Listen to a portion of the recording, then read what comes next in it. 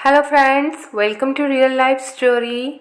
और आज की स्टोरी है बहू नॉन स्टॉप काम करने वाली मशीन। बहुत अच्छी कहानी है, ज़रूर सुनिएगा और अपने सजेशंस कमेंट सेक्शन में ज़रूर दीजिएगा।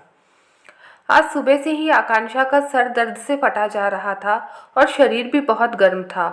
फिर भी उसने सुबह उठकर सबका चाय नाश्ता बनाया और दोपहर का खाना जल्दी बनाकर रख दिया ताकि उसे थोड़ी देर आराम मिल सके, और अपनी सासू माँ से कह दिया कि सबको खाना खिला दीजिएगा, आज उसकी तबीयत ज़्यादा ख़राब है तो वे थोड़ा आराम करने अपने कमरे में जा रही है। जैसे ही दोपहर को आकांक्षा का पति सौरभ खाना खाने आया और अपनी माँ को खाना गर्म करते हुए देखा तो पूछा, मम्मी आप खाना क्यों डाल रही हैं? तब आकांक्षा की सास का उल्हाना शुरू हो गया। अरे बेटा, क्या बताऊं, तेरी बीबी को एक हल्का सा बुखार क्या आ गया, कमरे में जाकर सो गई। हम तपते शरीर में भी पूरा दिन काम करते थे। मजाल कि हमने हमारी सासू माँ को कभी गलती से भी किसी काम के लिए बोला हो, पर आजकल की लड़कियां तो थोड़ी सी बात में ही सारा काम छोड़कर सो जाती हैं। सौरभ अपनी मम्मी को जानता था कि कैसे उसकी मम्मी हर बात को बड़ा बनाने में और आकांक्षा को सुनाने में कभी कोई कसर नहीं छोड़ती है। तो उसने अपनी मम्मी से बहस न करके आकांक्षा को जाकर देखा। आकांक्षा बुखार से तप रही थी। आकांक्षा, तुम्हें तो बहुत तेज बुखार है, तुमने मुझे बताया क्यों नहीं? उठो, अभी डॉक्टर के पास चलते हैं। तो आकांक्षा ने मना कर दिया। फिर भी सौरभ ने उसे खाना खिलाया, दवाई दी और आराम करने का बोलकर अपनी दुकान चला गया। दवाई के असर से जब आकांक्षा का बुखार थोड़ा कम हुआ तो वे शाम को खाने की तैयारी में लग गई। शाम को सारा काम करने के बाद आकांक्षा को फिर बुखार आ गया और सौरभ अब उसे डॉक्टर को दिखाने ले जाने लगा तो सासू माँ के ताने फिर से शुरू हो गए।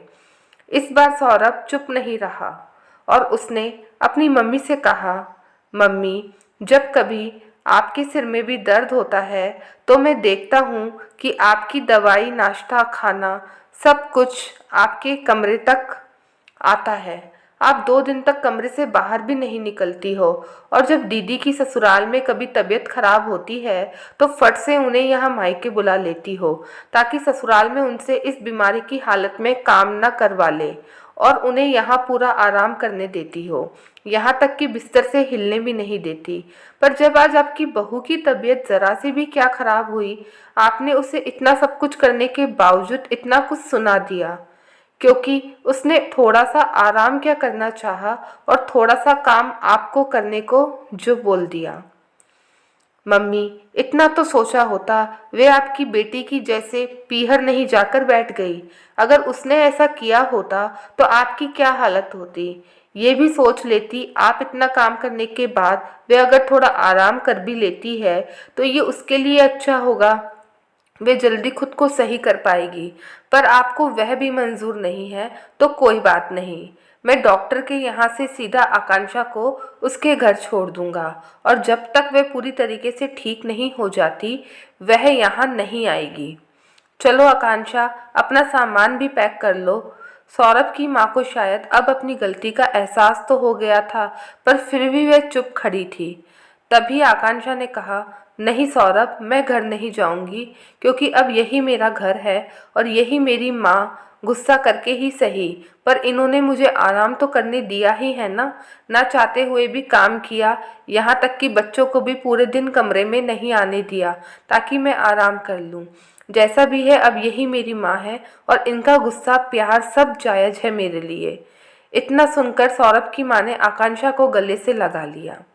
दोस्तों, अक्सर देखा जाता है कि अगर घर की बहू को कुछ हो जाए तो परिवार वाले पूरा घर सिर पर उठा लेते हैं। कहीं कहीं तो बहू को एक दिन में पता नहीं कितनी दवाइयाँ दे दी जाती है ताकि वे एक दिन में ही सही हो जाए और घर का काम किसी और को ना करना पड़े, पर ये गलत है। दोस्तों, बहू कोई मशीन नहीं है कि पूरा दिन नॉन स्टॉप चलती रहे, और उसे भी आराम की ज़रूरत होती है और वो भी बीमार हो सकती है, क्योंकि आखिर वो भी तो हमारी तरह मानव शरीर ही है ना।